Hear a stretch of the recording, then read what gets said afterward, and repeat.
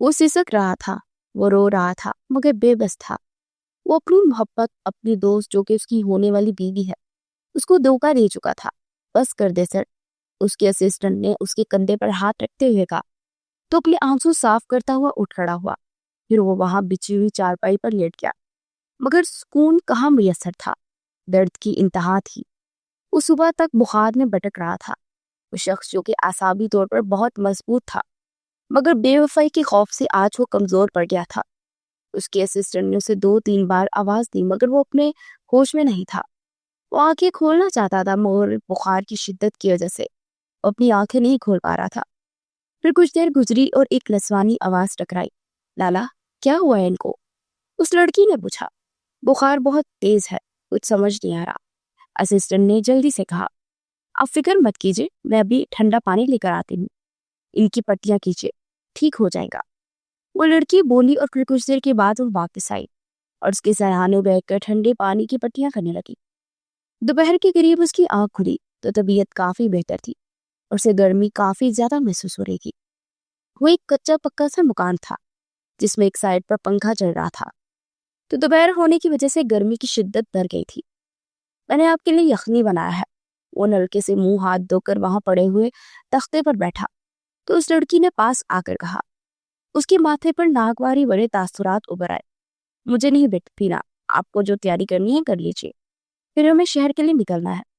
वो सर्द लहजे में बोलता हुआ उठा कि कुछ देर के बाद वो लोग शहर के लिए निकल गए। उसका असिस्टेंट गाड़ी चला रहा था।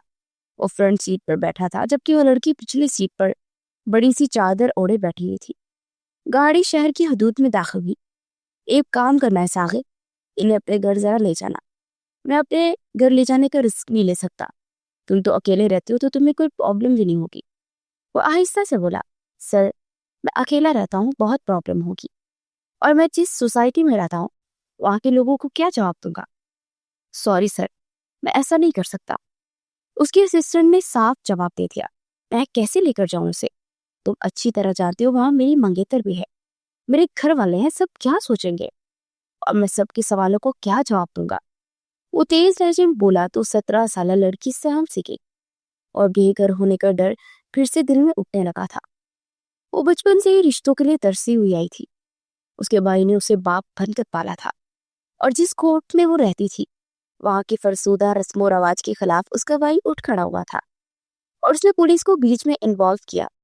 ये बात कोर्ट के सरदार ने जब जानी तो उसने उसके भाई तौकीर को मारने का प्लान बनाया और तौकीर उसे लेकर कोर्ट से निकला और एक छोटे से कस्बे में आ गया। वहां पर उसने उसे छुपा लिया था और जब पुलिस ने कोर्ट में सरदार के खिलाफ ऑपरेशन किया तो वहां के सरदार ने तौकीर पर कातिलाना हमला करवाया। तौकीर ने अपनी आखिरी सांसें लेने से पहले कमिश्नर आलिम अफरोज से ख्वाहिश की कि उसकी बहन से शादी करे और यूं उसकी आखिरी ख्वाहिश पूरी करने के लिए आलिम अफरोज ने हामी भर ली। वहीं पर तौकीर के सामने उन दोनों का निकाह हुआ और कुछ ही घंटों के बाद तौकीर जख्मों की ताब न लाते हुए दुनिया से चल बसा।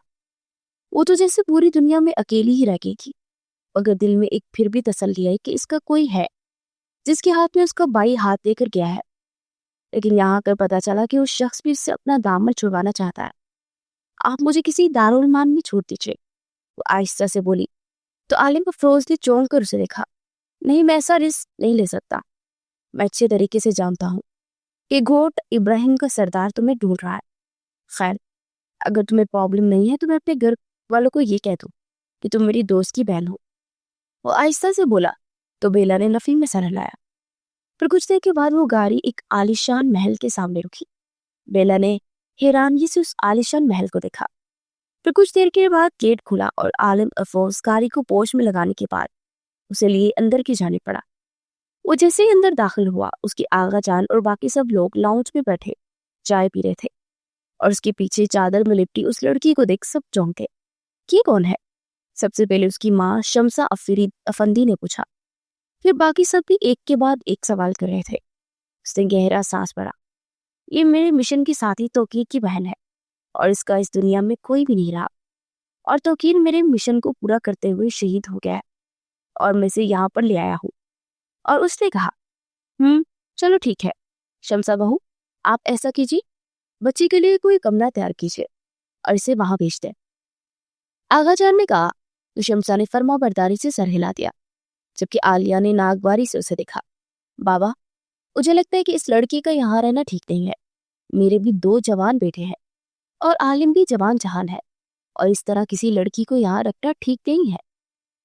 आलिया ने इसे तीखी नजरों से देखते हुए कहा, रिलैक्स बहू, क्या हो गया आपको?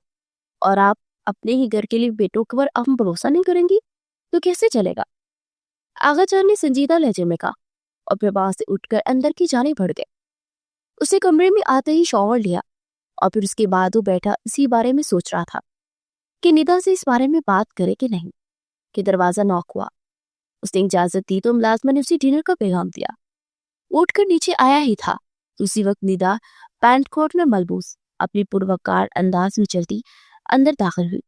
ही स्वीट हार्ट, तुम कब आए? ईदा ने आते ही उसकी रुखसार पर रुखसार किस करते हुए धीमा सा मुस्कुरा के कहा। उबा मुश्किल अपने चेहरे पर मुस्कुराहट लाता उसके साथ डाइनिंग हॉल में आया। सबसे मिलने के बाद अभी बैठे ही थे कि बेला अंदर दाखिल हुई। आलिम उसे देखते ही पहलू बदलने लगा और आगा जान ने बड़ी मोहब्बत से कुर्सी से बैठने के लिए कहा। उजी जगती हुई चुपचाप बैठे। कुछ देर के बाद सबने खाना शुरू किया और फिश खाने के लिए सब लोग छुरी कांटे का इस्तेमाल कर रहे थे और वो परेशान सी सबकी जानिब देख रही थी। उसने हाथ से जब खाने शुरू किया तो सब लोग खाना रोककर उसे देखने लगे और आमिर और सुलेमान तो उस पर हंसने लगे। मैंने कभी चम्मच इस्तेमाल नहीं किया, वो आहिस्ता से बोली तो सुलेमान कहका लगाकर हंस पड़ा। चम्मच क्या होता है? ये स्पून और ये फोक है। चम्मच डिस्गस्टिंग। आलिया ने तंग कर कहा, मुझे लगता है कि बेला इस तरह खाने में बहुत ही अनकंफर्टेबल फील करती है, तो इसे इसका खाना कमरे में ही अगर दे दिया जाए तो। आलिम ने आहिस्ता से कहा तो आगा जान ने पुरसोच अंदाज में सर हिला दिया। कुछ देर के बाद सब लोग लाउंज में बैठे ग्रीन टी पी रहे थे कि आलिम ने निदा को मुखातिब किया। निदा, एक बहुत जरूरी काम है तुमसे। ये जो लड़की मेरे साथ आई है ना बेला, इसके लिए कुछ ड्रेस वगैरह ले आना। आलिम ने कहा, श्योर जान। निदा ने हल्की सी मुस्कुराहट से कहा। अगले दिन आलिम घर पहुंचा तो लॉन में बैठी बेला को देखकर ठटक गया। उसने निदा का कैजुअल ड्रेस पहन रखा था। वो लग पींच कर अंदर आया तो निदा नक्सुक से तैयार बैठी थी। मैंने तुमसे सिर्फ एक काम कहा था निदा, जिस लड़की को कपड़े दिला देना। ये नहीं कहा था कि अपनी उत्तरन उसे दे देना। वो तलंग लेचे में बोला तो निदा ने पीढ़ी की नीचे उसकी जानू देखा। तुम मुझसे इस तरह से बात कैसे कर सकते हो आलिम? और रही बात उसको कपड़े देने की, तो मैंने आधी बारी पहने थे। मुझे मॉम ने बोला, मैंने दे दिया, और इसमें हर्ष क्या है? निदा ने कहा, बात इज्जत नफ्स की होती है निदा, और जो कपड़े आज तक तुम मुलाजमा को देती थी वो तुमने बेला को दिए, यानी तुम्हारे नजदीक बेला की हैसियत एक मुलाजमा जीतती है। वो सर्ट लहजे में बोला, क्या हो गया तुम्हें आलम? मैंने तो ऐसा कुछ नहीं कहा, और ना ही मेरे ज़हन में ऐसी कोई बात थी। मुझे टाइम नहीं मिला क्योंकि मुझे आज अपनी एक पार्टी अटेंड करनी थी और मॉम ने मुझे कहा कि मैं अपने कपड़े में से कुछ दे दूं, तो मैंने दे दिए। वो बोली और साथ पार्टी में जाने का कहा। पार्टी और ये बात तुम मुझे अब बता रही हो? तुम्हें पता है मैं कितना थका हुआ आया हूँ? तुम मुझे पार्टी के लिए अभी इसी वक्त जाने के लिए कह रही हो? मेरी तबीयत सुबह से खराब थी। तुमने एक बार भी नहीं पूछा कि मैं ठीक हूँ भी कि नहीं। आलिम इंतहाई चिड़चिड़े अंदाज में बोला तो निदा हैरानगी से उसे देखने लगी। हो क्या गया है तुम्हें? हर बात पर हाइपर हो रहे हो? और फिर क्या हुआ? तबीयत सबकी खराब होती है ना, और इतनी छोटी छोटी बात को सब पर तो नहीं सवार करते। प्लीज तुम जाकर तैयार हो जाओ और पैनाडोल वगैरह ले लो। वो कहती हुई मोबाइल पर बात करने लगी। वो लब पींच कर वहां से कमरे की जाने पड़ा। वो कपड़े निकालने के बाद नहाने के लिए जाने ही लगा था। उसे अपने सिर पर शदीद दर्द महसूस हुआ। कुछ देर रेस्ट करने के इरादे से सोफे पर बैठता उसकी बैग से टेक लगा गया और कुछ ही देर गुजरी के खटके से उसकी आंख खुली तो अपनी आंखें मसलता हुआ देखने लगा। तो निदा ने गुस्से से उसका आवाज तोड़ दिया और ड्रेसिंग से उसकी परफ्यूम्स वगैरह उठाकर जमीन पर मार रही थी। वो जल्दी से उठा और उसके बाजू को हवा में रोका। क्या कर रही हो? पागल हो गई हो क्या? वो तब कर बोला, हाँ पागल हो गई। तुम्हें मेरी किसी बात की वैल्यू नहीं है ना? वैसे तो मोहब्बत के दावे करते और मैं पिछले आधे पौने घंटे से बाहर तुम्हारा इंतजार कर रही हूँ और तुम यहाँ पर आराम फरमा रहे हो। वो इंतहाई कड़वे अंदाज में बोली तो आलम के माथे पर अनगिनत बल पड़ गए। मेरी तबीयत थोड़ी ठीक नहीं थी और मैं कुछ देर सुस्ताने के लिए नींद दराज हुआ तो मुझे नींद आ गई। और इसमें तो इसी बार बस नहीं होता ना, तुम्हें अच्छे तरीके से पता है कि मैं किसी किस्म की नौकरी करता। मैं पुलिस वाला हूँ और मेरे मुख्तलिफ किस्म के केसेस होते हैं और मैं अंडर कवर एजेंट के तौर पर भी काम करता हूँ। कई रातों तक पुलिस होता। वो भी तलख लहजे में बोला, हाँ तो इसमें तुम्हारा ही कसूर है ना, इतना बड़ा बिजनेस छोड़कर तुम्हें ये नौकरी करने का पड़ा था। और मुझे इस बात से कोई लेना देना नहीं, मुझे बस इस बात से लेना देना है कि तुम मुझे मेरा वक्त दो। और तुम अच्छे तरह से जानते हो कि मैं अपने मामले में इस कदर पॉजिटिव हूँ। वो चबा चबा कर बोली, और मेरा क्या, मैं भी तुमसे बहुत कुछ चाहता हूँ। हमेशा मैं ही मोहब्बत क्यों करूं, और मैं ही ये साबित क्यों करूं कि मैं तुमसे मोहब्बत करता हूं। मुझे आज तक कभी तुमने इस बात का एहसास दिलाया कि तुम मुझसे मोहब्बत करती हो। वो तलख लहजे में बोला, क्या मेरे अंदाज से तुम्हें नहीं लगता कि मैं तुमसे मोहब्बत करती हूँ। और ये भी मेरी मोहब्बत ही है कि मैं इस वक्त तुम्हारे सामने तुम्हारे कमरे में बुलाने पर आ गई, तुम्हारे साथ अपनी इतनी बड़ी पार्टी अटेंड करना चाहती हूँ एज अ कपल। तुम जानते हो ना कि तुम मेरे लिए बहुत अहम हो, सबसे ज्यादा। आई एम सॉरी, मैंने गुस्सा किया, लेकिन मैं क्या करूं। तुम हमेशा इस नौकरी के चलते मुझे इग्नोर कर देते हो और फिर हमारे दरमियान लड़ाई हो जाती है। उसकी रुखसार पर हाथ रखते हुए बोली तो आलम ने गहरा सांस भरा। अगर मैं कहूँ कि मेरी तबीयत ठीक नहीं और मैं पार्टी में नहीं जा सकता तो तुम माइंड तो नहीं करोगे ना। वो आपकी बात संजीदगी से बोला तो वो लब भींच कर उसे देखती रही और फिर सर झटक कर पड़ती। इट्स ओके, तुम आराम करो, मैंने बिल्कुल माइंड नहीं किया। वो आपकी बार मुस्कुरा कर बोली और फिर बाहर की जाने बढ़ गई। वो गहरा सांस भरता फ्रेश होने के लिए चला गया। कुछ देर के बाद वो फ्रेश होकर बाहर आया तो तबीयत कुछ बेहतर लग रही थी और खाने की भी तलब हो रही थी। वो कमरे से निकलकर किचन की जाने बढ़ा। सुगरा बीबी, मुझे खाना दीजिए। उसने बिना देखे वहां काम करती बेला से कहा और जाकर डाइनिंग टेबल पर बैठ गई। सर में अभी भी शदीद किस्म की दर्द हो रही थी। बेला ने खाना डालने के बाद उसके सामने रखा। ये रहने दिए, मेरे दिल नहीं चाह रहा। आप एक काम कीजिए, एक कॉफी बना दीजिएगा, मेरे सर में शदीद दर्द है। वो अपनी कनपटियां मसलते हुए बोला, खाली पेट कॉफी नहीं पीते, सेहत के लिए अच्छी नहीं होती। मध्यम सी मीठी आवाज कानों में गूंजी तो उसने चटकते झटके से मुड़कर उसे देखा तो बेला को देखकर चौंक गया। आप किचन में क्या कर रही हैं? उसे हैरानी से पूछा। और सुगरा बीबी की तबीयत ठीक नहीं थी तो मैंने उन्हें आराम के लिए भेजा और किचन समेटने लगी थी। वो आहिस्ते से बोली, ये काम आपके करने वाले नहीं है, घर में और भी नौकर हैं, आप छोड़िए ये सब और कोई कर लेगा। वो तेज लहजे में बोला, नहीं, उस सुगरा बीबी का काम है ना, तो कोई दूसरा करने के लिए तैयार नहीं था तो इसीलिए मैंने करने का सोचा। और वैसे भी मैं सारा दिन आज फारिग रहकर बहुत ज्यादा बोर होने लगी थी, इसलिए मैंने सोचा कि मैं काम कर लेती हूँ। और मुझे बिल्कुल भी बुरा नहीं लग रहा, मुझे खुशी हो रही है सब करने में। आप ये थोड़ी सी रोटी खा लीजिए, मैं आपके लिए अच्छी सी कॉफी बना देती हूँ। वो जल्दी से बोलती पलटने लगी, आप कॉफी रहने दीजिए, मुझे सुगरा बीबी के अलावा किसी के हाथ की कॉफी पसंद नहीं। वो सर चटक कर बोलता खाने पर झुक गया और बिना कुछ कहे किचन की जानिब दोबारा से बढ़ गया। कुछ देर के बाद वो लाउंज में बैठा टॉक शो देख रहा था कि जब भी बेला दोबारा आई वो कॉफी का मग उसकी तरफ बढ़ाए। मैंने मना किया था ना, तो फिर क्यों बनाई आपने? उत्तर नागवारी से बोला, आप एक बार ट्राई कर तो देखिए, मैं बहुत अच्छी कॉफी बनाती हूँ। वो पूरी उम्मीद लहजे में बोली। उसने चुपचाप कॉफी का मग थाम लिया, उसका सिप लिया तो काफी वाकई ही बहुत अच्छी थी। अच्छी है, उस संजीदगी से कहता हुआ घूंट घूंट पीने लगा। फिर वो कमरे में आया और अभी तक उसके सर में शदीद दर्द थी। अपनी कनपटियों को मसल ही रहा था कि जब दरवाजा खुला और बेला अंदर दाखिल हुई। मैं आपके सर की मालिश कर दूं? मैं भैया के सर की भी मालिश करती थी ना, तो उनको सुकून मिलता था। आप भी करवा कर देख लीजिए, आपको सुकून की नींद आ जाएगी। वो झिझकते हुए बोली, क्यों कर रही हो ये सब? प्लीज मुझसे दूर रहो। और मैं तुम्हें एक बात वाजिया कर दी, यहाँ पर निदा जो है ना, वही मेरी बीवी बनेगी। तुम्हारे साथ मेरा सिर्फ रिश्ता एक कागजी रिश्ता है, चूंकि मैंने एक मजबूरी के तहत तुम्हारे मरते हुए भाई की ख्वाहिश पर किया और मुझे तुममें कोई इंटरेस्ट नहीं है। वो बोला नहीं, फनकारा था।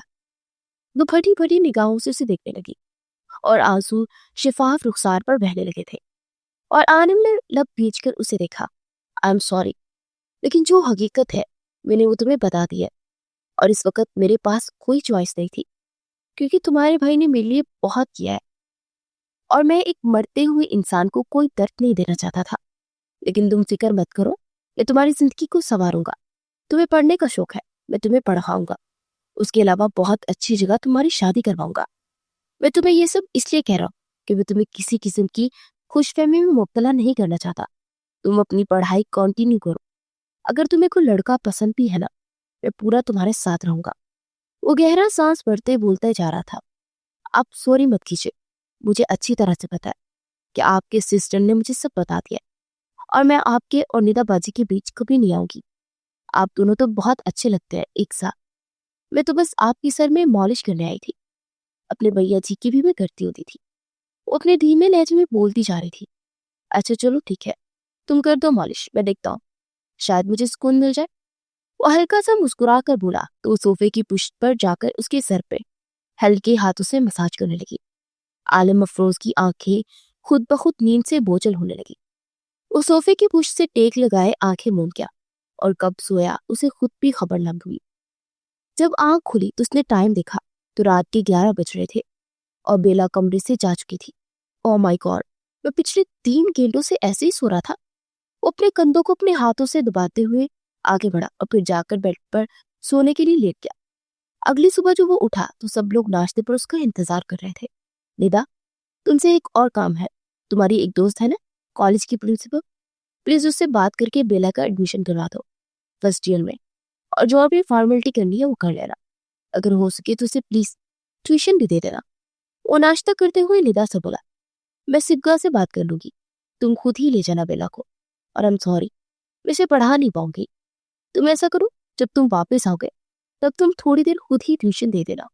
निदा ने हमेशा की तरह इनकार कर दिया था। वो चुपचाप सर झटक कर खाना खाने लगा। बेला को कॉलेज जाते हुए 1 महीना हो चुका था और वो कभी कभार उसके पास आकर ट्यूशन ले लेती थी। आज वो काफी लेट घर आया था और रात के 12 बज रहे थे। कुछ ही देर बाद दरवाजा नॉक करके बेला अंदर दाखिल हुई। वो मुझसे एक चैप्टर समझना था आपसे, आप अगर फारिग हो तो समझा देंगे। वो उंगलियां चिटकाते हुए वो आहिस्ते से बोले, हाँ जरूर, तुम बैठो, मैं बस फ्रेश होकर आता हूँ। वो अपना ट्राउजर्स निकालते हुए बोला, अगर फ्रेश होने के लिए वॉशरूम की जानिब बढ़ गया। कुछ देर के बाद वो बाहर निकला तो शर्टलेस अपने बालों को तौलिए से रगड़ रहा था। बेला ने हड़बड़ाकर अपनी किताब अपने चेहरे के आगे कर ली। उसकी अदा पर धीमा सा मुस्कुरा दिया, अपने शर्ट पहनकर उसके पास आकर बैठ गया। फिर उसके चैप्टर समझा रहा था उसको कि वो जोर से बादल गरजे और बेला हड़बड़ाकर टेरेस की जानिब निकलने लगी, जिसका दरवाजा जोर से खुला था। और फिर दोबारा उसी तरह बिजली कड़की और चीख मारती उसका बाजू दबोचकर अपना चेहरा छुपा गई। उसका वजूद होले होले कांप रहा था। रिलैक्स बेला, कुछ नहीं हुआ। उसके रुखसार को हल्का सा छूते हुए बोला, और फिर उठकर गई। आप मुझे मेरे कमरे तक छुड़ाएंगे? बेला ने कपकपाते लबों से पूछा तो उसने इनकार करने के लिए लब खोले ही थे, मगर उसका जर्द पड़ता रंग देख वो चुपचाप सर इस्पात पे हिला गया। फिर वो उसका साथ यूं में आया और उसे छोड़ने के बाद वापस पलटने ही वाला था कि अचानक से बिजली कड़कने के साथ ही पूरे घर की लाइट्स ऑफ हो गई और बेला खौफ के मारे चीख मारती उसके सीने से आ लगी। आलिम अफरोज उसके नरम गरम वजूद से बहकने लगा और बेख्तियार लब उसकी रूई से रुखसार से मिस होते उसके अंदर बड़की रमक दुड़ा गया। वो बेख्तियार उसके चेहरे के हर हर नक्श पर अपनी मोहब्बत की महर सब करने लगा। फिर आहिस्ता उसके नरम और मुलायम लबों को अपनी दस्तरस में लेता अपनी तशनगी मिटाने लगा। वो 33 साल का मर्द जिसकी जिंदगी में उसकी मोहब्बत थी और उस मोहब्बत के लिए उसने बरसों इंतजार किया था, और आज एक लम्हे में एक छोटी सी कामनी सी गुड़िया के सामने अपने जज्बात से हारता अपनी मोहब्बत तक फरामोश कर चुका था। फिर उसे यूं ही अपनी गोद में उठाए और बेड तक लाया और उस पर झुकता अपनी शिद्दतें बरसाने लगा। ये आप क्या कह रहे हैं? छोड़िए मुझे। और आप क्या कह रहे हैं? प्लीज बेला, रो मत, प्लीज। मेरी ये तशरीकी मेरी जान ले लेगी। मैंने आज तक कभी किसी लड़की को इस तरह नहीं छुआ, मगर मेरे भी जज्बात है, और आज अगर ये तशरीकी रही तो मेरी जान निकल जाएगी।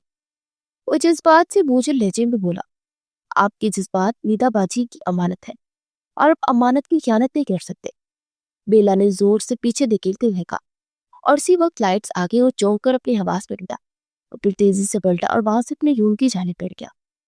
वो अपने कमरे में आकर सोफे पर गिरने से अंदाज में बैठता, अपने बालों को जोर से संजीदगी में जकड़ लिया। क्या कर सकता हूँ मैं आलिम अफरोज अपने जज्बात के आगे कैसे कमजोर कर गया और कैसे ही बेवफाई कर सकता हूँ मैं। वो खुद को मुलामत करने लगा। नहीं, मैं ये नहीं कर सकता, मुझे अपने जज्बात पर काबू रखना होगा। ये मैंने क्या कर दिया? वो अपने आप को कोसने लगा। कुछ देर गुजरी तो दरवाजा नॉक हुआ। उसने जल्दी से खुद को संभाला और जाकर दरवाजा खोला तो बाहर निदा खड़ी थी। हाय बेबी, क्या हो रहा है? निदा ने मुस्कुराते हुए कहा तो वह मुश्किल चेहरे पर मुस्कुराहट लाता नफीम में सर हिला गया। चलो ना, बाहर का मौसम बहुत अच्छा है, इंजॉय करने चलते हैं। बहुत अरसा हुआ हमने एक दूसरे के साथ टाइम स्पेंड नहीं किया। उसके गले में बाजू डालते हुए अठला कर बोली, हाँ तुम चलो, मैं तैयार होकर आता हूँ। और वैसे भी मैं तुमसे बहुत जरूरी बात करना चाहता हूँ, तो रास्ते में चलते करते हैं।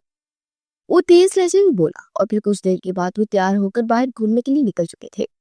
एक आइसक्रीम पार्लर के सामने उसने गाड़ी रोकते हुए आइसक्रीम का ऑर्डर दिया और फिर आइसक्रीम आने के बाद वो दोनों गाड़ी में बैठकर खाने लगे। तुम्हें कोई बात करनी थी? निदा ने एकदम पूछा। निदा, अब मेरी बस हो चुकी है, मेरे भी जज्बात है, एहसासात है, और मैं चाहता हूँ कि अब हमारी शादी हो जानी चाहिए। ये ना हो कि मैं कहीं जज्बात की रो में बैठकर कुछ गलत कर जाऊं। प्लीज इस शादी के लिए मान जाओ। मैं जानता हूँ कि तुम जिस मकाम पर पहुंचना चाहती हो उसके बाद तुम ये शादी करने पर यकीन रखती हो, लेकिन काम तो होते ही रहेंगे ना। मैं तुम्हें कभी भी नहीं रोकूंगा, प्लीज मेरे जज्बात को समझो। वो इसका हाथ अपने जज्बाती अंदाज में पकड़ते हुए बोल रहा था और निदा को उसका अंदाज कुछ अजीब सा लगा। मुझे लगता है मैं शादी के बाद काम पर फोकस नहीं कर पाऊंगी, निदा ने बेचैनी से कहा। मैं कसम खाकर कहता हूँ, मैं तुम्हारे काम में किसी किस्म की रुकावट नहीं डालूंगा। बस मुझे तुम्हारा कुछ टाइम चाहिए, और इतना टाइम तो निकाल ही सकोगी ना मेरे लिए। उसके हाथों को अपने गर्म हाथों में लिए बोले जा रहा था और निदा उसके अंदाज पर हैरान थी। उससे मोहब्बत करता था, मगर इस कदर जज्बाती वो कभी नहीं हुआ था। और कुछ तो था जिसकी वजह से उसका माथा ठटक रहा था। ओके, जैसा तुम चाहो। कुछ देर के बाद उसने हल्का सा मुस्कुरा कर कहा, तो जैसे उसकी जान में जान आ चुकी थी। फिर घर जाते उसने घर वालों को ये बात बताई तो सब लोग बहुत खुश थे। सब लोग तो बहुत अरसे से चाहते थे कि घर में कोई शादी है, और खासतौर पर इस घर के लाडलों की। उनकी शादी की डेट फिक्स हो चुकी थी और निदा ने किसी किस्म की शायद फंक्शन से मना किया हुआ था, क्योंकि इसको अपने एक बहुत अहम प्रोजेक्ट पर काम करना था और वो नहीं चाहती थी कि शादी की मसरूफियात में पड़कर वो अपने काम से निगाहें फेरे। तो इसीलिए सिर्फ मेहंदी, बारात और वलीमा था। आज मेहंदी की रात थी। वो व्हाइट कलर के कुर्ता में मल्टी कलर की चुनरी लिए बहुत हैंडसम लग रहा था। वो अपने ध्यान में मोबाइल में मसरूफ नीचे की जाने पड़ रहा था कि सामने से आती बेला से टकराया और बेला के हाथों में मौजूद उपटन का थाई उलटकर उसके सारे कपड़ों को खराब कर दिया। वो जो उस दिन से बेला से कई बार कतरा रहा था, आज उसे देखते फिर से गुस्सा आ गया। तुम्हारा दिमाग खराब है? अंधों की तरह चल रही हो? वो एकदम दहाड़ कर बोला तो सोफे पर बैठते सब लोग इन दोनों की जानिब मुतवज्जा हुए। सॉरी। What sorry? मेरा सारा सूट खराब कर दिया तुमने। तुम्हारे अंदर अकल नाम की चीज नहीं है क्या? ध्यान से आगे बढ़कर चलना चाहिए ना। वो चीख उठा।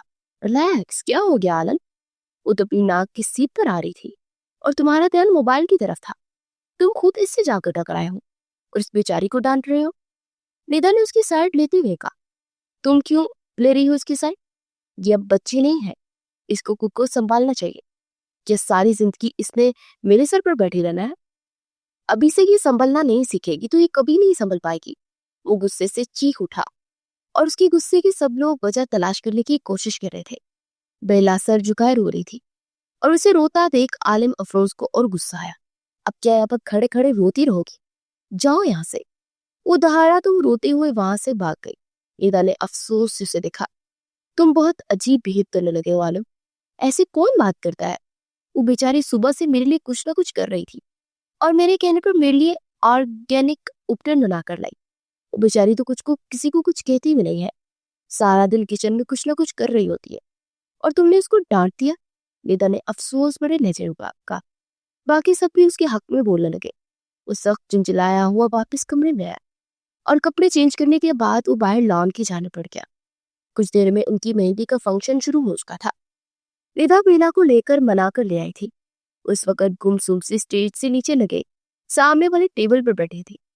वो जब्त की कड़े मराहल पर था। उसका दिल चाह रहा था कि वो किसी तरह यहाँ से गायब कर दे उसे। कुछ देर गुजरी तो निदा मेहंदी के फंक्शन में ही इजाजत देकर एक मीटिंग अटेंड करने चली गई। वो मजीद चिढ़ चुका था, लेकिन निदा को कुछ कहने का मतलब था कि उसका मूड खराब होना, तो इसलिए वो चुपचाप दिल में करने लगा। वो अच्छी तरह से जानता था कि निदा बेशक उससे मोहब्बत करती है, मगर उसके लिए उसका काम सबसे पहले है। यहाँ तक कि खुद से भी ज्यादा वो अपनी प्रोफेशनल लाइफ की केयर करती है। कुछ देर के बाद वो वापस आई तो उनकी रस्म हुई और रस्म से फारिग होकर सब लोग डांस वगैरह करने लगे, मगर उसकी निगाहें भटक भटक कर बेला को ही तलाश कर रही थी, जो न जाने एकदम से कहाँ गायब हो चुकी थी। फिर उसे ढूंढता हुआ गेस्ट रूम में आया तो अंदर से उसकी चीख की आवाज सुनाई दी। वो हड़बड़ा कर कमरे की जाने पड़ा तो राफिया बेला को बेड पर गिराए उस पर हावी हुआ था। You bloody! वो गाली निकालता उस पर चिपटा और राफिया को पीछे धकेलते उसके चेहरे पर थप्पड़ नसीब करने लगा। निदा जो उसे ढूंढती उसके पीछे आई थी। वो सामने का मंजर देख शॉक्ड रह गई और फिर उसकी निगाह बेला पर पड़ी तो सारी सिचुएशन समझ चुकी थी, जिसके कपड़े, बाजू और कंधों से फटे थे। वो अपने सीने पर बाजू रखे रोते हुए खुद को छुपाने की कोशिश कर रही थी। निदा ने बेड की दूसरी साइड पर पड़ा, उसका दुपट्टा उठाकर उसे उड़ाया।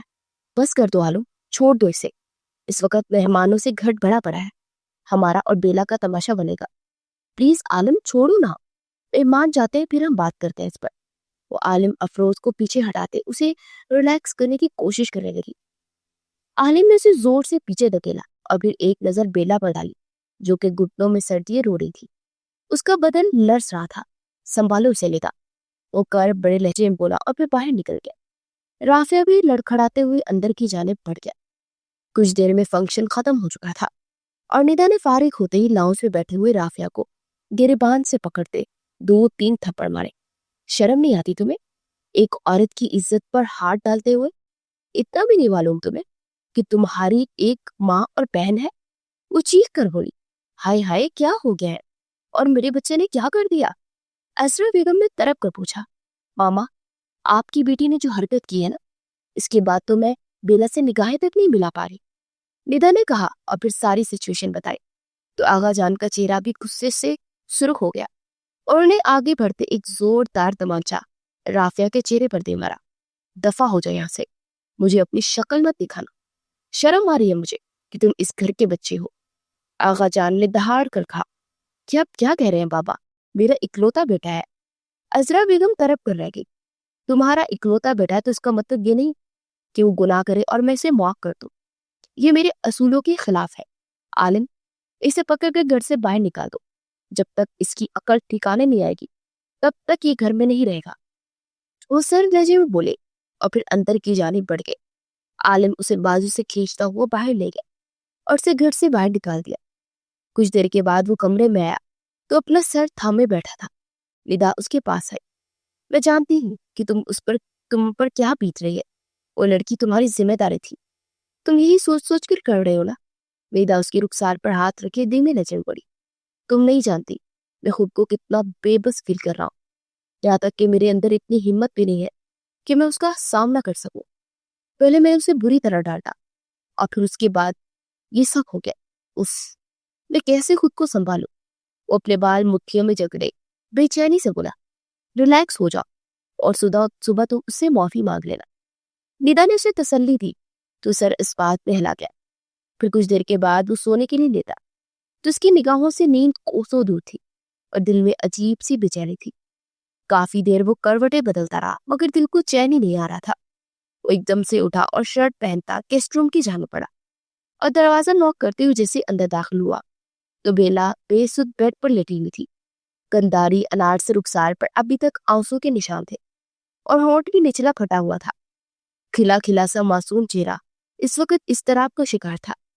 वो लब पींच कर उसके पास बैठा और आहिस्ता से उसके माथे पर हाथ रखा तो एकदम से चौंक गया। उसका माथा आग के माने दहक रहा था। उसने जल्दी से उसकी गर्दन और रुखसार को छू कर देखा तो उसे तेज बुखार था। वो जल्दी से अपने फैमिली डॉक्टर को फोन करके बुला चुका था। डॉक्टर ताहिर ने आते ही उसे चेक किया और ताजे पानी की मट्टियां रखने को कहा। वो मेडिसिन देकर चला गया। वो कुछ देर उसके पास बैठा उसे ठंडी पानी की पट्टियां करता रहा और फिर उसको जैसे ही जरा होश आया तो उसे उठाकर बिठाते उसे मेडिसिन खिलाने लगा। मेडिसिन लेते ही दोबारा से आंखें मूंदे लेट चुकी थी, मगर बुखार फिर से तेज होने लगा था और अब की बार तो कांपने लगी थी। उसके हाथ पांव पे पट्टियां रखता उसके कपकपाते लड़ते हुए वजूद को देख रहा था। फिर 1 बजे के बाद जाकर बेला की तबीयत थोड़ी सी सेट हुई तो उठकर बैठकर रोने लगी। वो गहरा सांस भरता उसके पहलू में बैठा और उसे अपने सीने में बेच लिया। बेला के रोने में और शिद्दत आ गई। उसकी शर्ट को दोनों हाथों से दबोचे हिचकियों से रो रही थी। आलिम अफरोज उसके सर को आहिस्ता आहिस्ता सहलाते उसे तसल्ली देने लगा। फिर उसकी सीने से लिपटी सो गई। वो पूरी रात उसे बाहों में लिए बैकग्राउंड से टेक लगाकर खुद भी सो चुका था और सुबह को आंख खुली तो दिन का उजाला फैल चुका था। वो सोई हुई बेला को अपने सीने से हटाकर आहिस्ता से बेड से लिटाता, उसके माथे पर अपने लब रखता, उठकर वहां से निकलता चला गया। फिर दोपहर के करीब वो सोकर नीचे आया तो बेला लाउंज में बैठी थी और निदा उसे तसल्ली दे रही थी। वो सलाम करता सोफे पर बैठ गया। देखो ना हालिद, रो रही है ये, निदा ने कहा तो संजीदगी से उसकी जानिब देखने लगा, जिसकी हसीन आंखें रो रो कर सूज चुकी थी। देखो बेला, जो होना था सो हो गया, लेकिन इस बात को लेकर तुम इस तरह का स्ट्रेस लोगी तो खुद को बीमार कर लोगी। और नरम लहजे में बैठता उसको समझाने लगा, बिल्कुल, मैं भी यही कह रही थी, और मैं तो वैसे भी बहुत ज्यादा शर्मिंदा हूँ कि मेरे भाई ने ये सब कुछ किया है, लेकिन तुम फिक्र मत करो, मैं जरूर उसे सजा दिलवाऊंगी। निदा ने संजीदा लहजे में कहा, वाह, बहुत खूब, एक पढ़ाई लड़की की खातिर अपने भाई के साथ ये सलूक करोगी? सही जा रही हो तुम। अरे पूछो तो, इसमें कसूरवार मेरा बेटा है भी कि नहीं? उसने मुझे फोन करके बताया कि खुद उसे माइल करती थी। अरे जब लड़के को अपनी तरफ माइल कर लिया था तो छूने लगा, इतना वावेला क्यों मचाया? अजरा के इल्जाम पर बेला का रंग सज पड़ गया कि अब क्या कह रही है मम्मा, मतलब बेला नहीं? इधर अपने मुंह पर हाथ रखते बात को अधूरा छोड़ा तो आलिम अफरोज ने नाक बारी से उसकी जानिब देखा। तुम्हें लगता है कि तुम्हारा भाई सच बोल रहा?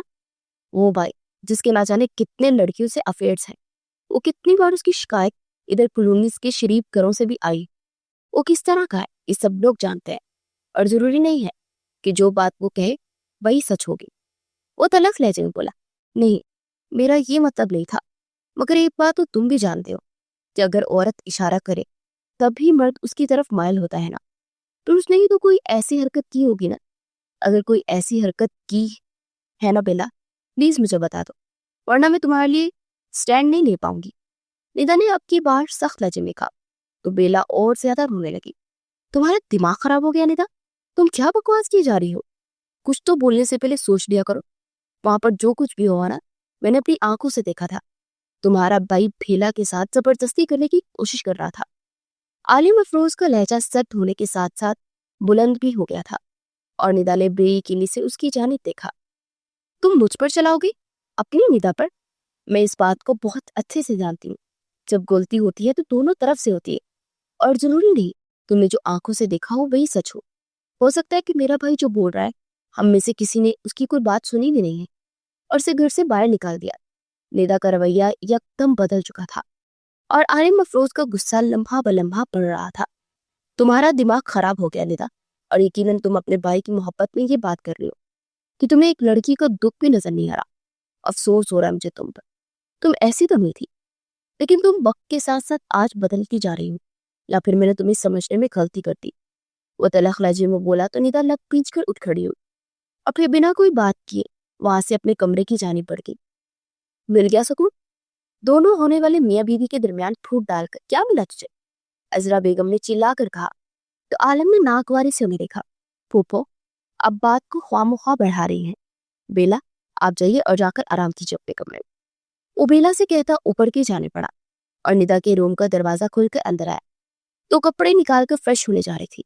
आई एम सॉरी, मैं जानता हूँ मुझे तुमसे इतनी ऊंची आवाज में बात नहीं करनी चाहिए थी। मैं आज के दिन किसी भी किस्म की कोई करवाहट नहीं चाहता। मैंने इस दिन का बरसों इंतजार किया है। Please I am sorry.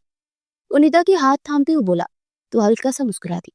हाँ ठीक है, तुमने सॉरी कर ली, ये मेरे लिए काफी है। लेकिन हाँ, मैं अपने भाई को वापस बुला रही हूँ। जाहिर बात है, एक बहन की रुखसती में भाई को तो होना ही चाहिए ना, और मैं नहीं चाहती कि मामा को तकलीफ हो। प्लीज तुम मुझे मना मत करना। उसे मना करने के लिए कहने ही वाला था, मगर उसकी बात पर न पीछे रह गया। फिर आहिस्ता से सर आसपास में हिला दिया। कुछ देर के बाद वो तैयार होने के लिए अपने कमरे में चला गया। बड़ी धूमधाम से उनकी बारात भी थी और वो लोग होटल पहुंचे और कुछ ही देर में निदा तैयार होकर सीढ़ियां उतरती एक जबरदस्त इंटरव्यू लेते हुए आई। सामने सामने बैठाकर उन दोनों का निकाह हुआ और आलिम को न जाने अजीब सी बेचैनी महसूस हो रही थी, जैसे कोई चीटिंग कर रहा हो। और ये सच भी था। उसने अपने और बेला के रिश्ते के बारे में सबसे सच छुपाया था और इसी चीज को उसे गिल्ट था। मगर फिलहाल वो अपनी इस खुशी को एंजॉय करना चाहता था। रुखसती के बाद राफिया को देखकर दिल में गुस्सा फिर से उभरने लगा था, मगर निदा की खातिर वो खामोश रहा और निदा को रुखसत करके वापस आगा मेंशन आ गया। कुछ रसूमात के बाद निदा को कमरे में भेज दिया गया और अपने दोस्तों के साथ कुछ देर बैठा और उन्हें रुखसत करके वो कमरे में आया। और जैसे वो अंदर दाखिल हुआ तो बेड खाली था। उसने गर्दन घुमाकर देखा तो निदा सोफे पर सिल्क की नाइटी पहने लैपटॉप पर मसरूफ थी। ये सब क्या हो रहा है? उसने पास जाकर पूछा तो निदा ने निगाह उठाकर मुस्कुरा कर उसे दिखा। अरे आगे तू, मेरा सबसे बड़ा ड्रीम प्रोजेक्ट मुझे मिलने वाला है और मिस्टर जॉन का फोन आया था। वो कल मीटिंग के लिए आ रहे हैं। मैं उसी की प्रेजेंटेशन तैयार कर रही हूँ। तुम थोड़ी देर वेट करो, मैं बस आ रही। वो जल्दी से बोली तो वो गहरा सांस भरता बेड की जाने पड़ गया और कितनी देर वो इसका इंतजार करता रहा। यहाँ तक कि 2.5 घंटे बीत चुके थे और वो सख्त उकता चुका था। और यूं ही इंतजार करते करते उसकी आंख लग गई, जो कि सुबह के अलार्म के साथ खुली। उसने अलार्म बंद करते हुए सर घुमाया तो पहलू में सोई निदा को देखकर लब भींच कर रह गया।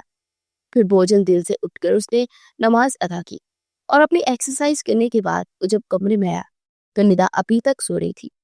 वो पास आकर उसके साथ हल्की फुल्की गुस्ताखियां करने लगा। ओहो, क्या कर रहे हो?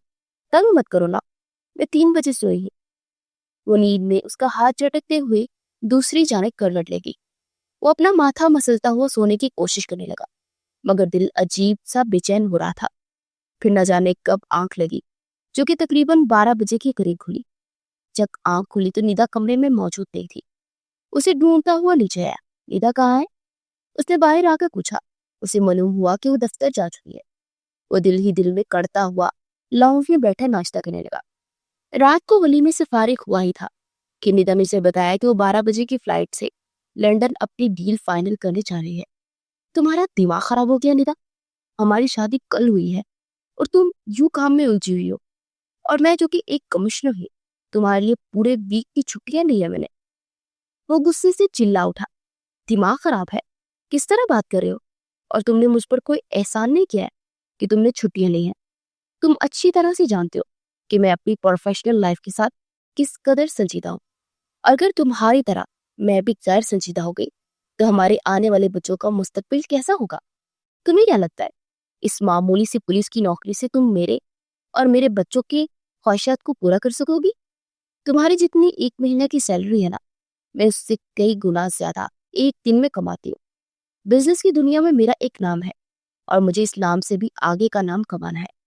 वो तलख लहजे में बोलती चली गई और वो बेयकीनी से उसे देख रहा था। निदा के साथ साथ बाकी सब भी उसे सुनाने लगे।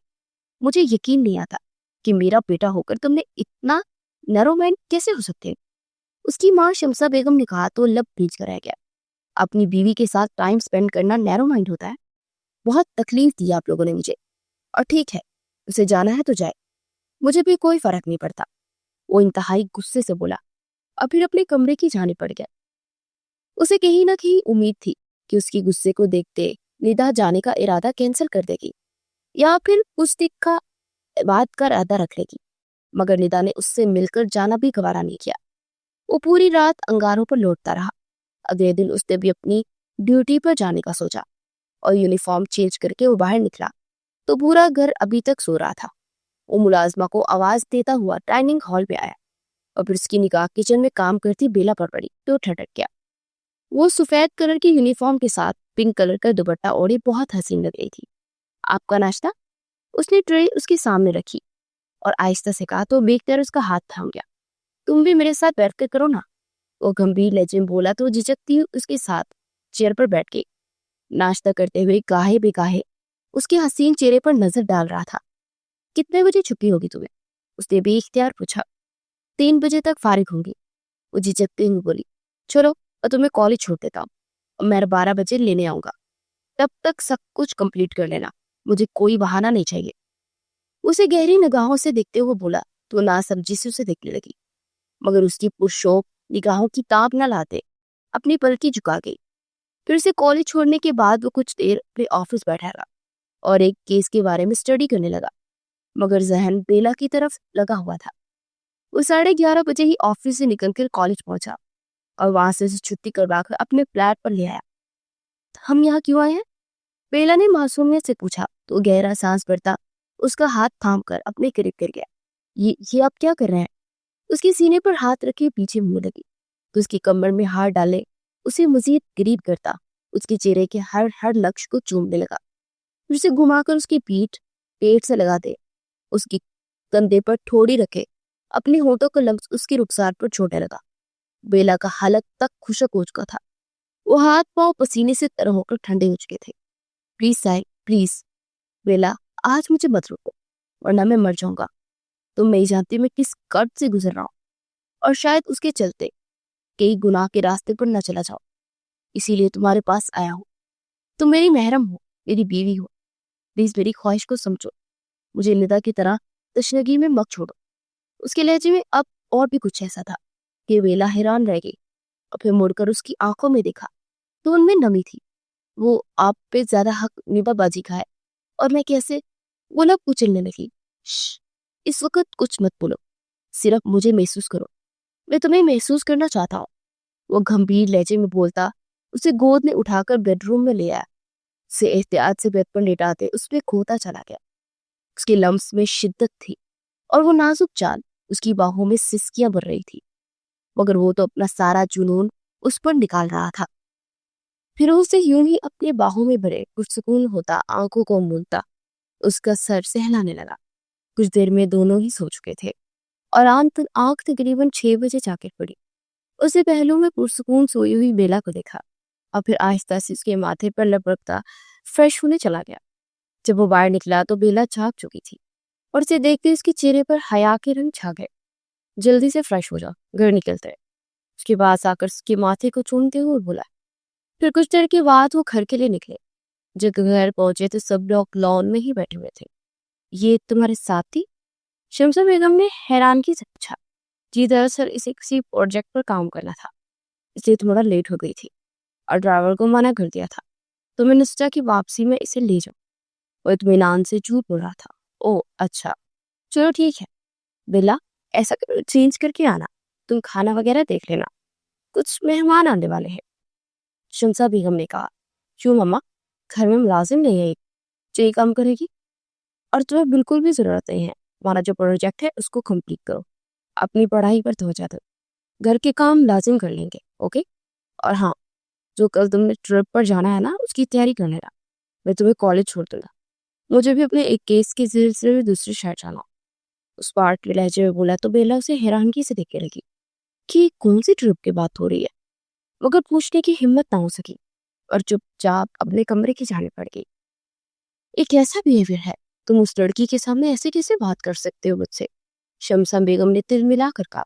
मम्मा, मैंने कुछ गलत नहीं कहा, आप ही बताइए। आगा जान को मैंने कुछ गलत कहा?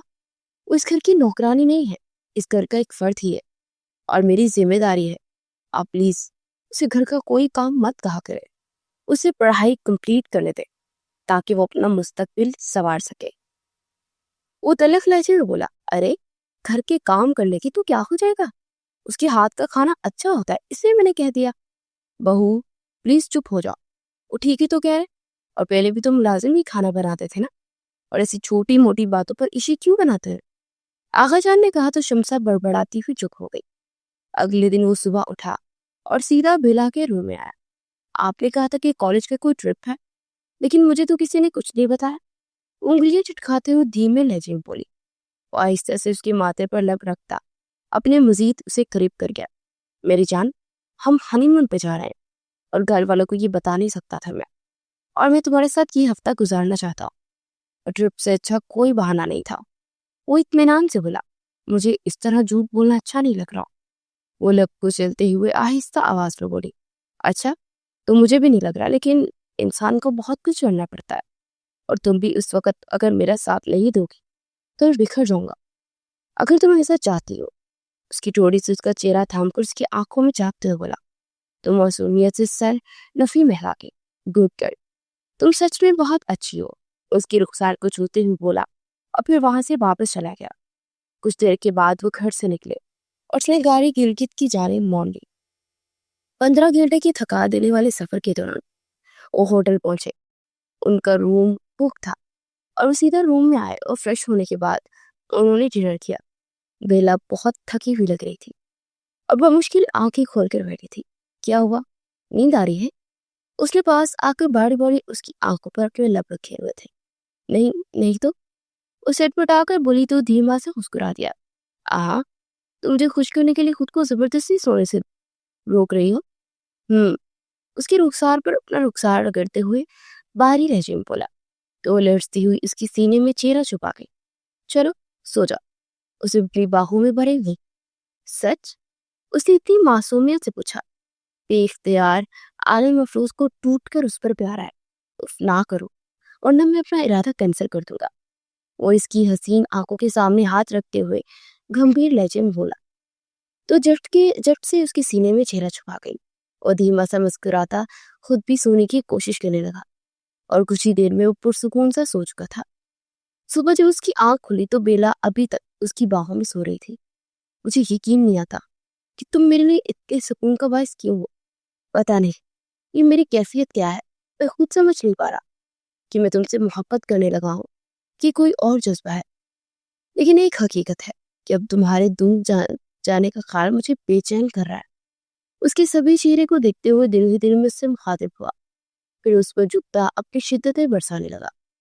बेला की आंख उसकी शिद्दत भरे लम्ब से खुली तो हड़बड़ाकर पीछे उसे धकेलते हुए उठ कर बैठी। तो उसे एकदम निदा की हरकत याद आई। क्या बदतमीज है ये, तुम्हारी हिम्मत कैसे मुझे इस तरह धुतकार देखी। वो धुतकार कर बोलता गुस्से से खेल कर अपनी बाहों में बढ़ता और ज्यादा शिद्दत उस पर बरसाने लगा। उसकी हिचकियों सिसकियों के बावजूद निदा का सारा गुस्सा उस मासूम पर निकाल चुका था। उसके इस बार के लफ्ज में मोहब्बत की बजाय सिर्फ गुस्सा था, जिसने बेला की जान हल्कान कर दी। और आलिम अफरोज को होश इस वक्त आया जब वो खौफ से बेहोश होकर उसकी बाहों में झूल चुकी थी। ए बेला, उसकी हालत देखकर वो पागलों की तरह उसका चेहरा थपथपाने लगा। आई एम रियली सॉरी मेरी जान, वो तड़प कर बोलता उसके हाथ पैर सहलाने लगा। मगर वह हनूज होशो हवास से बेगाना थी। उसने वहां डॉक्टर को बुलाया तो उसने बताया कि बीपी बहुत लो होने की वजह से बेहोश हुई है। फिर वो इंजेक्शन लगाकर चला गया। वो बेचैन से उसकी सराहने बैठा, उसके सर से हिलाते हुए उसे बार बार पुकार रहा था। फिर 2 घंटे के बाद उसने जरा सी आंखें खोली तो बेताबी से उस पर झुका। कैसे हो तुम, तबीयत कैसे मेरी जान? वो बोला तो उसकी गर्दन में गिल्टी सी उखड़ी और आहिस्ता से कुछ बोलने के लिए लपवा हुआ और साथ ही आंखों के किनारे से आंसू बह रहे थे। और बेताबी से उसकी मजीद करीब होता फिर से उसका हाल पूछने लगा। जिस्म दर्द हो रहा है। और बड़ी मुश्किल से ये चंद अल्फाज बोल पाई। तब आलिम अफरोज पर घड़ों पानी गिर गया। आई एम सॉरी मेरी जान, मुझे गुस्सा आ गया था, मैंने निदा का सारा गुस्सा तुम पर निकाल दिया। आइंदा ऐसा नहीं होगा, प्लीज मुझे माफ कर दो। वो अपने लबों से उसके आंसुओं को चुनते हुए नम लहजे में बोला। तो वो हिचके से रोने लगी। मेरी जान, वो इससे इस कदर डरने से उससे करीब लगाए, सर सहलाया गोया वो कांच की गुड़िया हो। फिर पूरा दिन आलिम अफरोज ने उसका ध्यान ऐसे रखा जैसे गोया वो कांच की गुड़िया ही थी। अगले दिन वो काफी बेहतर थी और आलिम उसे बाहर घुमाने ले आया। वो बड़ी दिलचस्पी से सब कुछ देख रही थी और आलिम अफरोज तो बस उसे ही देख रहा था। फिर अगले दिन उन लोगों ने घूमने फिरने में ही गुजारे और इस दौरान उसने एक बार भी इससे दोबारा हक वसूल नहीं किया था। और वो अपने जज्बात पर किस तरह काबू पा रहा था वो ये खुद ही समझ सकता था। वो आज खुद ही उसके नजदीक आकर उसके रुखसार पर अपने लब रखते उसे रजामंदी दे चुकी थी। तो आज की रात अपनी हर तशलगी मिटाता चला गया, मगर उसके लम्स में बड़ी मोहब्बत और नरमी थी। अगली सुबह बेला निखरी निखरी सी अपनी पुश्त से नीचे आए, बालों को संभाल सुलझाती सीधी उसके दिल में उतर रही थी। वो उठकर उसके पास आते उसे अपनी बाहों में भर गया। ए माय लव, अब बस घर के लिए आज निकलना है, मगर मेरा दिल नहीं जा रहा। मैं तो कहता हूँ ये गिलगित पे ही शिफ्ट हो जाते हैं। उसकी रुखसार को होले से छूते हुए बोला तो शर्मकीन मुस्कुराहट से अपना चेहरा अपने हाथों में छुपा गई। उसके हाथ हटाता उसके चेहरे के हर हर नक्श पर अपने लक छोड़ने लगा। जाइए, जाकर फ्रेश हो जाइए, हमें नाश्ता करके घर वापसी के लिए भी निकलना है और रात हो जाएगी। उसकी सीने पर हाथ रखी उसे बड़े हक से पीछे धकेलते हुए बोले, घर जाकर कैसे मिलेंगे? वो बेचैन सा बोला, आई डोंट नो, वो तो आप ही रास्ता निकालेंगे ना। वो धीमा सा मुस्कुरा कर बोली, उसका मतलब है कि मुझे हर वक्त तुम्हारे लास्ट क्लासेस बंक करवाना पड़ेगा, क्योंकि आका मेंशन में तो मिलना नामुमकिन है। वो बोला, लेकिन मैं अपनी लास्ट पीरियड नहीं लूंगी तो मेरी पढ़ाई का हर्ज हो जाएगा। वो आहिस्ते से बोली, मैं हूं ना, मैं पढ़ा दूंगा।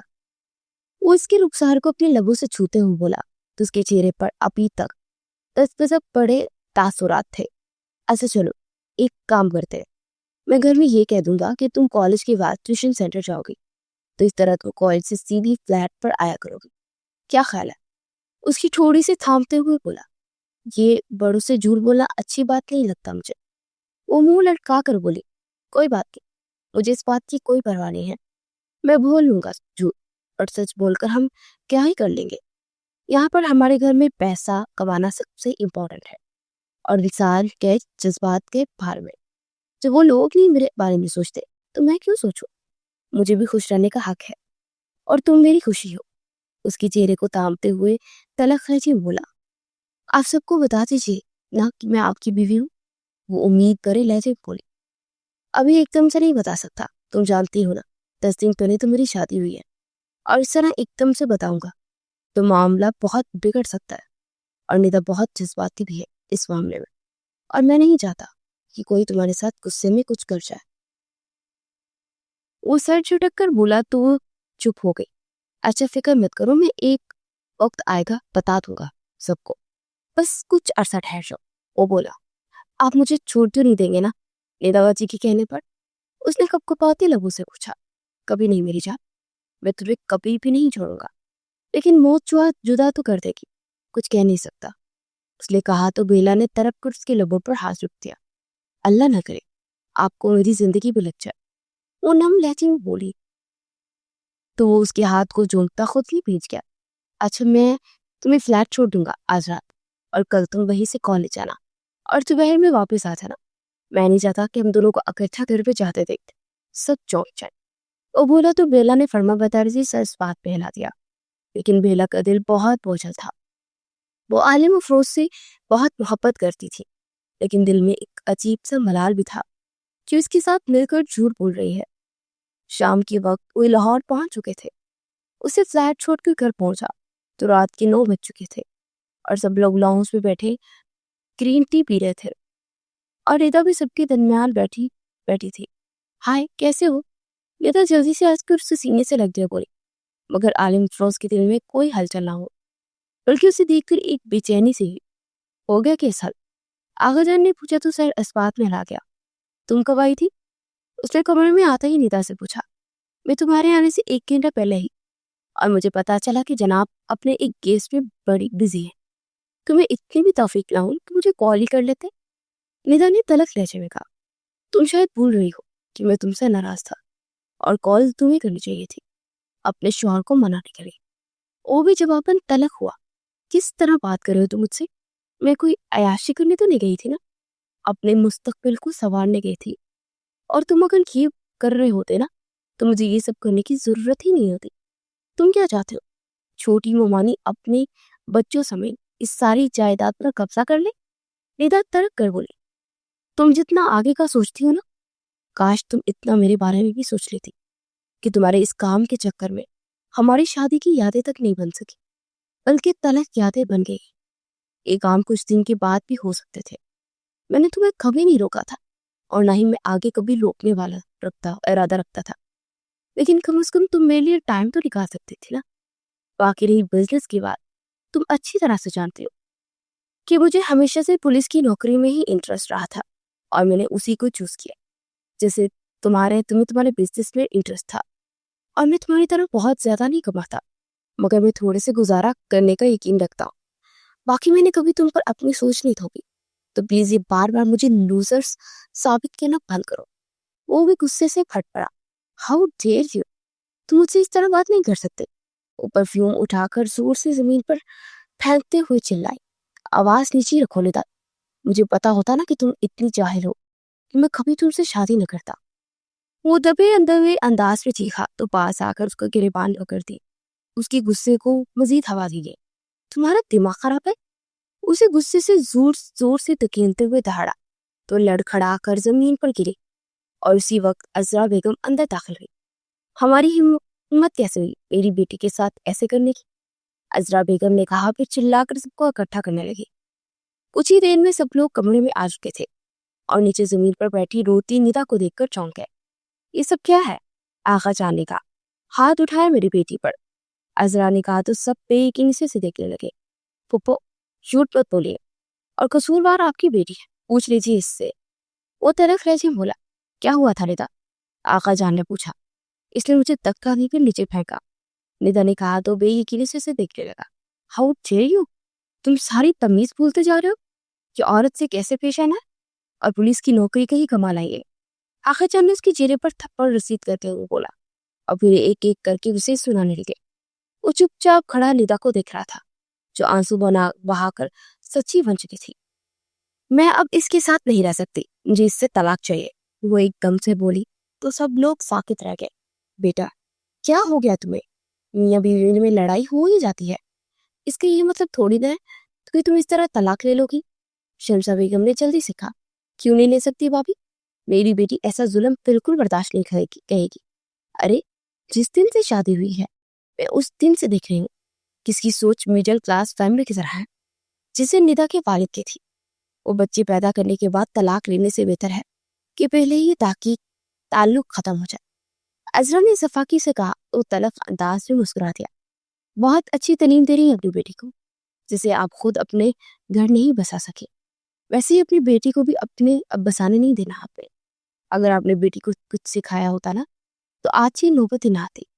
और अपनी बीवी से अपने हक की डिमांड करना, वो भी शादी के अगले दिन, इसमें गलत क्या था? शादी की रात आपकी बेटी पूरी रात प्रेजेंटेशन तैयार करती रही और अगले दिन अपना बिजनेस संभालने के लिए लंदन चली गई।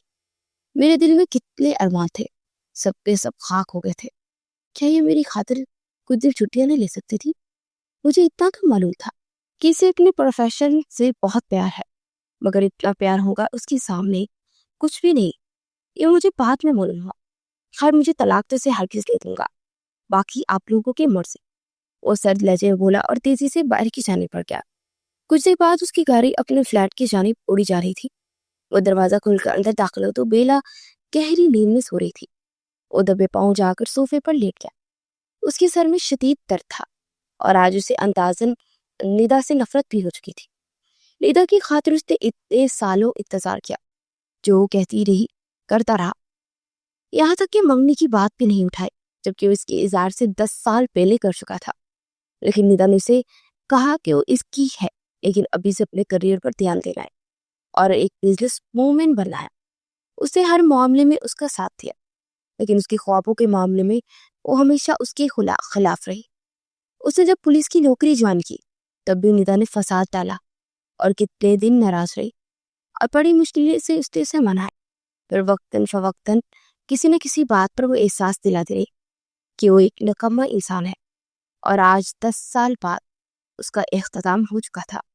और शायद वो मोहब्बत थी या नहीं, पूरी खानदान की तरह निदा से सिर्फ मुतासिर था। उसकी आंखों के किनारे से आंसू बहकर उसकी कनपटी में जज़ब हो रहे थे। फिर अचानक उसकी माथे पर बेला का हाथ ठहरा, जिसे उसने थामते हुए लबों से लगाते अपनी आंखों से लगाया। साहिब, आप रो रहे हैं? वो बेताबी से बोली तो वो उठकर बैठता, उसकी कमर में के गिर्द बाजू लपेटता, उसके सीने पर सर रख के रो दिया। साहिब, क्या हो गया आपको? आप ठीक है ना? मेरा दिल दहल रहा था आपको इस तरह देखकर। वो उसका चेहरा अपने दुपट्टे से साफ करते उसके पास बैठी तो उसकी गोद में सर रखे हुए से सब बताता चला गया। आप इस तरह नहीं आना चाहिए था आपको, एक बार नरमी से निदा से बात तो करके देखते। वो लब कुचलते हो बोली, बात करने का टाइम नहीं हो, मैं एक गलत चॉइस को चुना था और मेरी मोहब्बत बहुत अनमोल थी, इसलिए अल्लाह ने उससे पहले तुम्हें मुझे देख कर दिया कि मैं बिखरूंगा तो तुम मुझे समेट लोगी, मेरा सुकून मेरे जीने की वजह हो। उसके माथे से माथा टुकाए जज्बाती लहजे में बोला, ऐसा नहीं था, क्यों ये सब आपकी बीवी है गाय, और मुझे लगता है कि वो आपसे बहुत मोहब्बत करती है।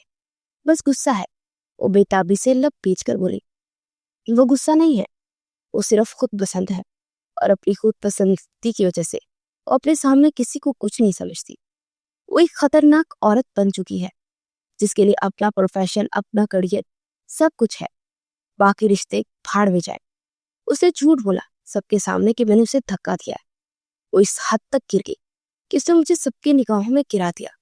तुम मुझे बता दो, मुझसे तलाक मांग रही है, मुझे तलाक देनी चाहिए या नहीं? वो एकदम से उसका हाथ थाम कर बोला, बिल्कुल नहीं। तलाक अल्लाह के नजदीक बहुत ही नापसंदीदा अमल है।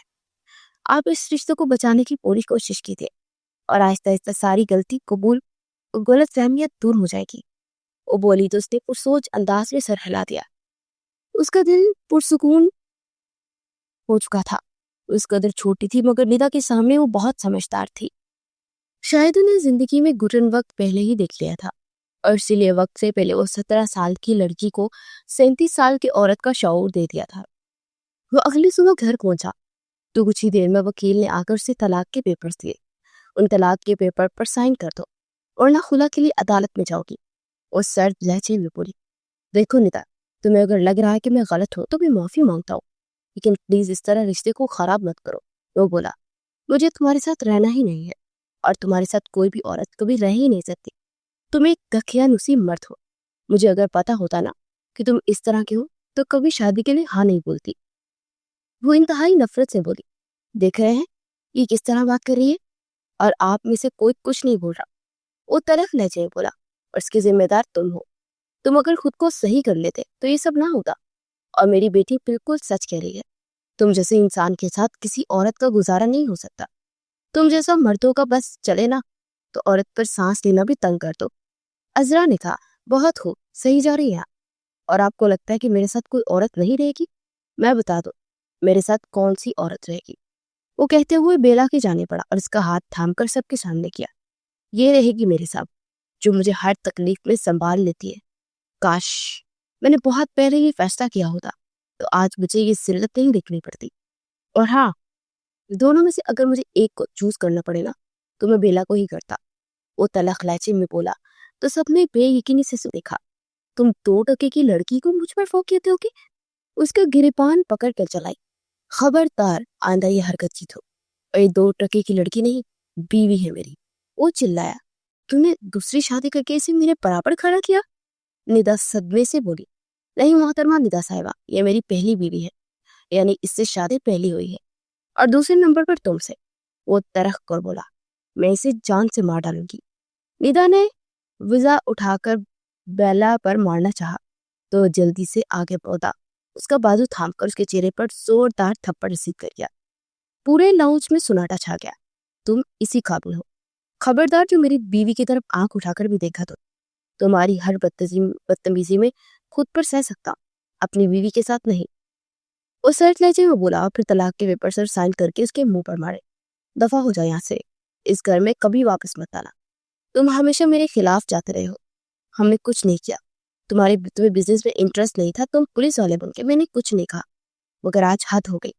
अब तुम्हारा आगा मेंशन में से कोई ताल्लुक नहीं। अपनी बीवी को लो और यहाँ से दफा हो जाओ। आगा जान ने कहा, जा ही रहा हूँ मैं। मेरा ट्रांसफर कराची में हो चुका है, और वहां पर मुझे अपने बंगला भी मिल चुका है। अगर कहेंगे तो आप लोगों से मिलने आऊंगा, वरना कभी नहीं आऊंगा। बेला, जाकर तैयारी करो, हम लोग अभी और इसी वक्त कराची जा रहे हैं। उसने कहा। शमसा बेगम ने रोते उसे रोकने की कोशिश की। क्या कर दिया तुमने अपनी जिंदगी के साथ?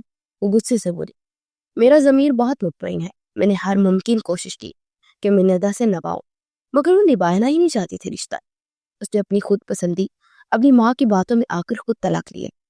और बाकी जो भी होता है ना, अच्छा ही होता है। आप फिक्र मत कीजिएगा, बेला मुझे बिखरने से पहले समेट देगी। मैं आपको फोन करता रहूंगा, और जब कभी यहाँ पर आऊं तो मिलने भी आऊंगा। और शमसा बेगम के माथे पर बोसा देते हुए बोला, और फिर हमेशा हमेशा के लिए आगा मेंशल छोड़कर निकलता चला गया। वो लोग कराची पहुंचे और तकरीबन 2 महीनों के बाद उसे बाप बनने की खुशखबरी मिली। उसने ये खुशी शमसा बेगम को सुनाई।